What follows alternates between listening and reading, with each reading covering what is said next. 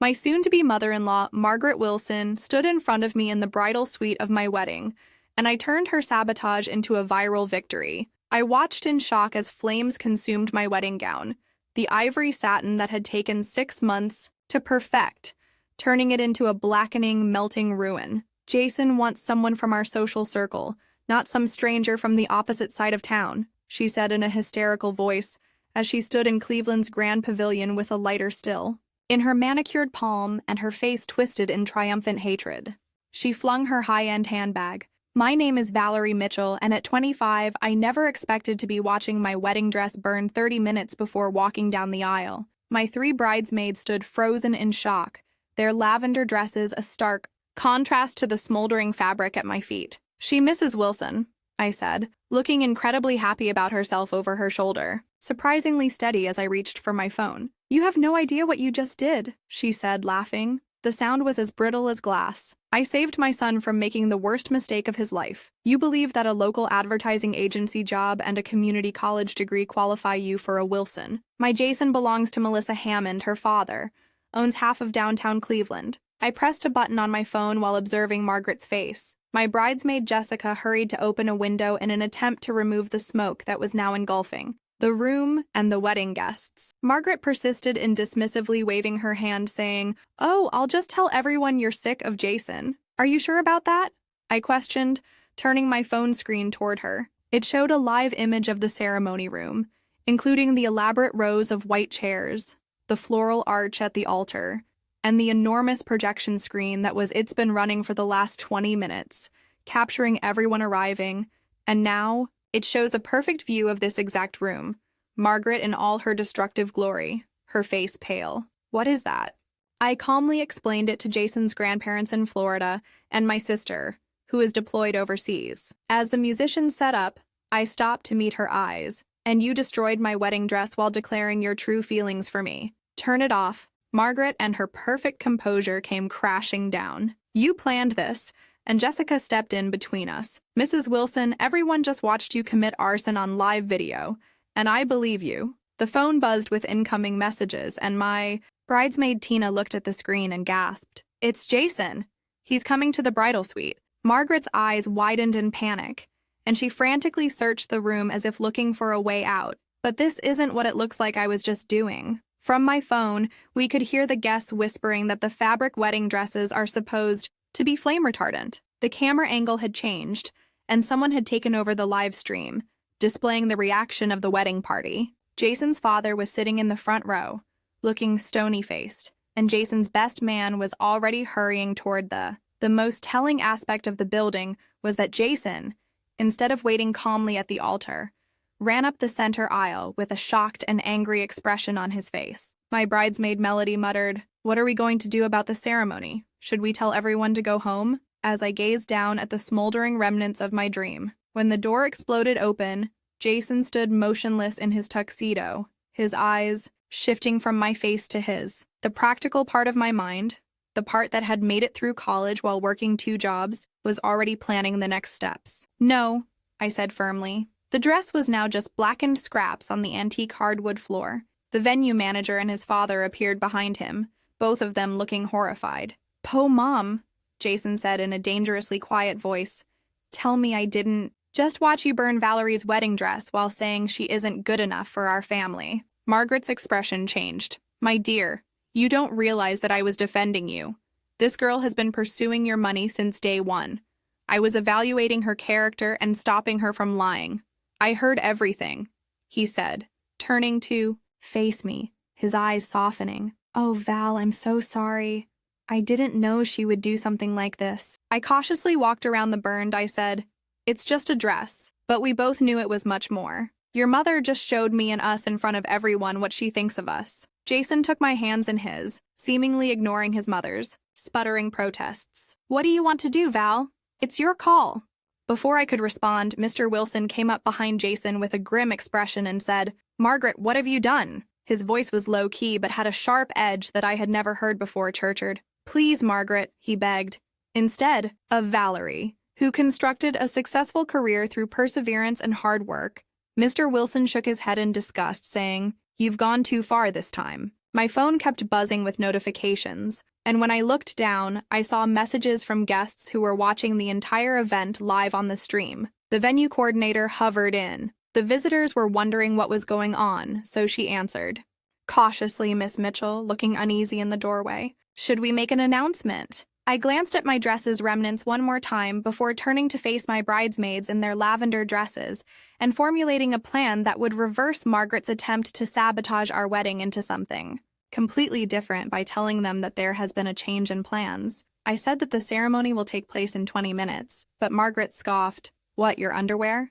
So you can't possibly, in my backup dress. I calmly interrupted, and the room fell silent. Jason looked at me bewildered, asking if I had a backup dress. But after 6 months of dealing with erratic clients at the advertising agency, I learned to always have a backup plan. Tell me, Melody. I turned to my bridesmaid to recall the Cleveland bride photo shoot we did last month. I called Eliza to see if her sample dress was still available, and Melody's eyes widened in comprehension. When they arranged for the dress retrieval, I turned back to Margaret, who was standing there in shock as her plan fell apart, and said, I'll have my driver pick it up immediately. The ivory sheath with the lace overlay should fit you perfectly, Jason's father said, taking out his phone. Given everything Jason and I have been through, the dress would end this wedding.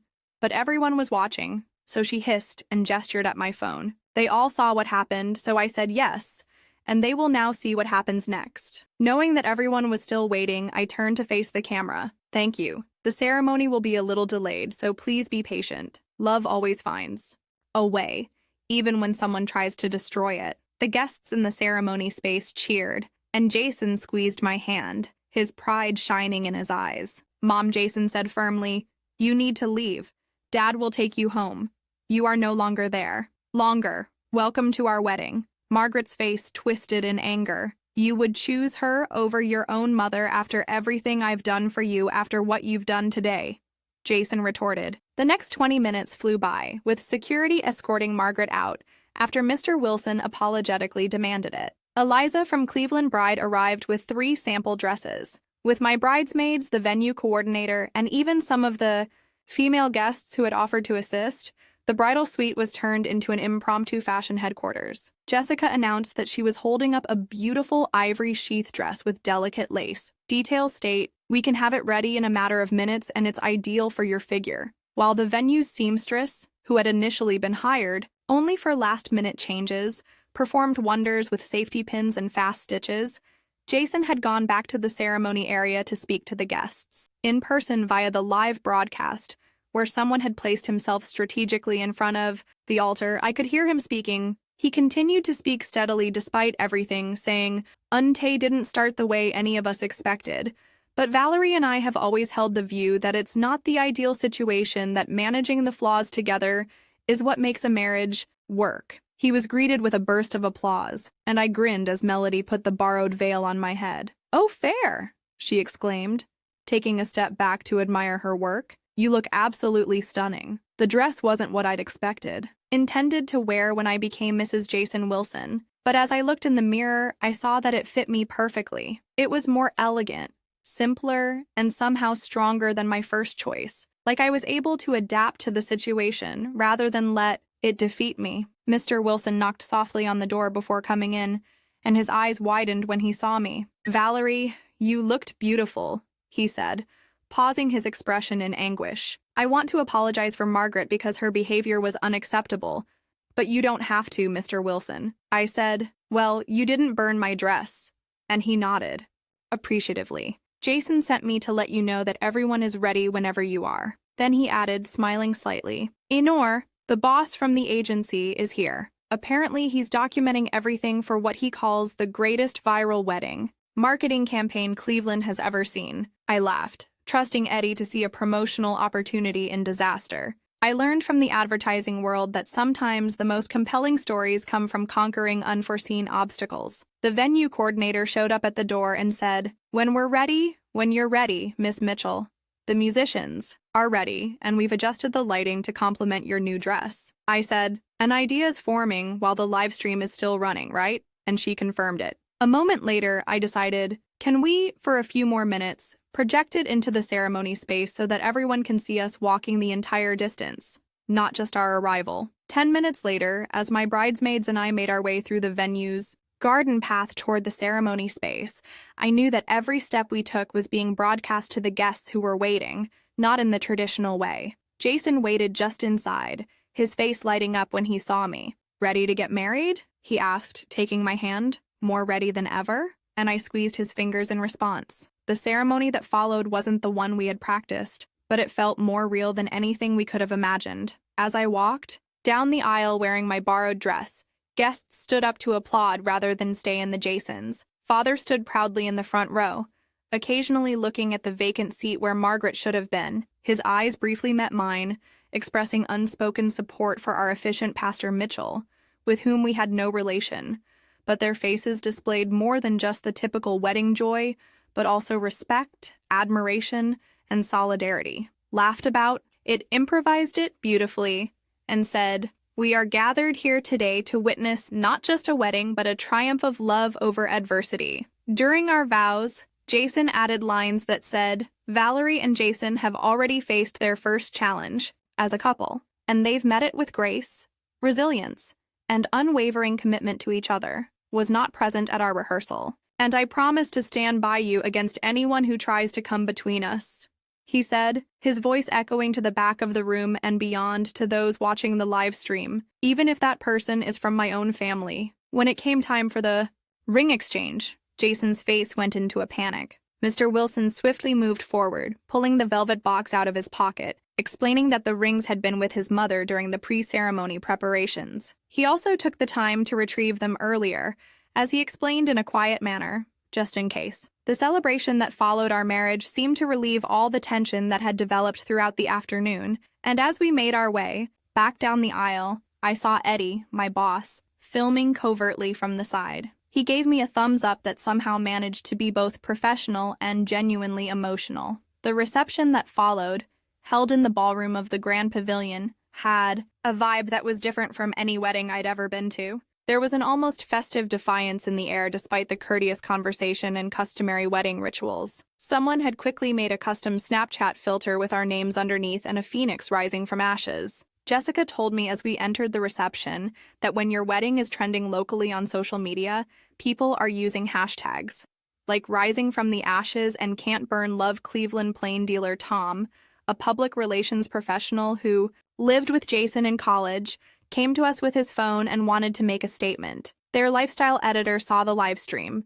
and apparently her niece was a guest, and they're calling it Cleveland's most resilient wedding. "Tell them that we're merely thankful for everyone's support," Jason said, keeping his arm around my waist. "And that genuine dedication entails overcoming challenges together rather than avoiding them." I observed Mr. Wilson having a heated conversation with several family members as the evening went on. Control displayed in his body language and facial expressions. During dinner, Jason's Aunt Diane came to our table and leaned down to talk. Privately, "It's Richard who is beside himself," she said, confiding that Margaret had been taken home, but that she was threatening to remove Jason from the family business if he didn't change his mind. Richard informed her that after Jason clasped my palm under the table, and now she's the one who has to worry about her place in the firm. As our first dance started, I couldn't help but notice the vacant chair. "Your dad's always been the backbone of the family," he added, but the mom didn't recognize it since he let her think she was in charge. Colleagues from my advertising agency had filled the void with sincere support, and Mr. Wilson was handling damage control like a pro, Eddie remarked as he approached us following the dance. The tables near the front of the room were designated for Margaret's country club friends who had discreetly vanished following the incident. Jason nodded as he watched his father work the room with newfound respect, saying, "And I think this is the first time I've seen him stand up to her so publicly," he whispered. 27 years of marriage, and today was his breaking. He was also personally thanking everyone for staying and quietly letting Margaret's allies know they won't be missed. Point. When Margaret first engaged a wedding photographer, he approached us warily. "I took some lovely pictures today, but I wanted to inquire about the dress incident involving some of the visitors. Son and Mrs. Wilson, the younger Mrs. Wilson," she explained with a smile. I looked at Jason before responding, and I believe that being honest is the best course of action in this situation. As if on cue, my phone buzzed with a notification that the brief video of Margaret burning my dress had already been viewed over 20,000 times on a local One, you might not have planned it, Eddie remarked as he scrolled through the comments. On the Cleveland News page, but you've started a movement. The comment section was flooded with stories from other brides who had dealt with challenging in-laws. Remaining resilient despite a dysfunctional family, Jason's cousin Mia showed up at our table with a look of embarrassment and resolve. She said firmly, I want you both to know that not everyone in the family shares Aunt Margaret's views, even though most of us believe she crossed a line that cannot be uncrossed. Thank you. Mia, I said, truly moved. That means a lot. Jason got a text from his father later that evening, which he read quietly before showing me the screen on your mother's phone. She's locked herself in the guest house and is demanding that I choose between her and that girl. I've told her that her actions today have made my decision extremely simple. We'll talk about the next steps when you get back from your honeymoon. I'm proud of you both, Dad. Are you okay? I asked Jason in a quiet voice, looking for signs of regret or uncertainty on his face. I'm better than okay, he said, squeezing my hand. For years, I watched Mom put you down, Dad belittle you, and manipulate everyone around her. Today, As the reception went on, I noticed something amazing happening. Guests who had initially been formal and stiff were now relaxing and interacting more authentically with my friends and family without Margaret's presence. As if a burden had been lifted, she finally revealed her true colors to everyone, not just us. The venue coordinator's artificial social barriers were crumbling under her watchful eye, and she suddenly smiled as she led us to the ballroom's entrance. There, a large picture frame with dozens of handwritten notes from guests was prominently displayed on an easel. Above them was a heading that said, "In love and strength for Valerie and Jason." A week into our honeymoon in the Maldives, Shiohei added, "Our bridesmaids then organized this, and they encouraged visitors to send supportive remarks." The entire effect of what had transpired at our wedding was, Jason said, putting his phone down. Apparently, Aunt Linda is the only person who still believes her version of events that she was testing. Jason and I were sitting on our private deck overlooking crystal blue waters, scrolling through messages on our phones during our daily check-in with reality. Dad said that Mom was staying with her sister in Cincinnati. The Cleveland media had taken our story seriously, and what started out as a sensational local wedding disaster had turned into a discussion about toxic family dynamics. Riley was grinning and adjusting my sun hat when someone shouted, "Now you can't marry my son," while holding a lighter. And advocating for healthy relationships, a number of women's magazines had contacted Eddie to ask for interviews about setting limits with challenging in-laws. Eddie reports that the agency has received 3 new client inquiries, specifically from Phoenix, who had the wedding dress. I laughed and showed Jason the message he wanted to. Jason took my hand and ran his thumb over my new wedding band. "Only if you want to. If you would like, we can keep this private." I considered the messages we'd received from other couples dealing with similar issues with disapproving families, and perhaps our discussion could be included in a panel discussion on crisis management when we return. Experience can help others, but that's not how I intended to begin our marriage. However, Jason and I attended the Wilson Family Foundation's annual gala 3 months after our wedding, which was our first significant public appearance since coming back from our honeymoon. Margaret usually organized the event. Meticulously redesigned under Mr. Wilson's guidance, anxious Jason inquired as our vehicle arrived at the Cleveland Art Museum, and I confessed, smoothing my dress, a gorgeous emerald design from Eliza's boutique, which had successfully transformed our wedding tale into a commercial about resiliency and second chances. The atmosphere was significantly different from previous years. The formality had been replaced by genuine warmth. Mr. Wilson welcomed us at the entrance, looking years younger without Margaret's domineering presence. He smiled and embraced us, both, a couple who served as the inspiration for our foundation's new project. He led us to a display that featured the Wilson. As we interacted with guests, Mr. Wilson proudly explained that H1 Rebuilding After Difficult Circumstances is the foundation's newest program, Rising Phoenix Grants for Women, which aims to help women start over after difficult life transitions. The foundation's logo has been redesigned to incorporate a subtle phoenix motif, and I know we've already approved funding for 15 women. A young woman approached and introduced herself as one of the grant recipients, and Mrs. Wilson's wedding story gave me the confidence to depart. I also noticed that Margaret's absence had changed the guest list, as many of the society climbers and status-conscious acquaintances had been replaced by people who were truly passionate about the foundation's work. Later that evening, as Jason and I were enjoying a quiet moment on the museum terrace, he received a text message saying, "The mom is coming back to Cleveland." His expression was thoughtful, and he said, "Dad says she's agreed to counseling if she wants any chance of reconciliation."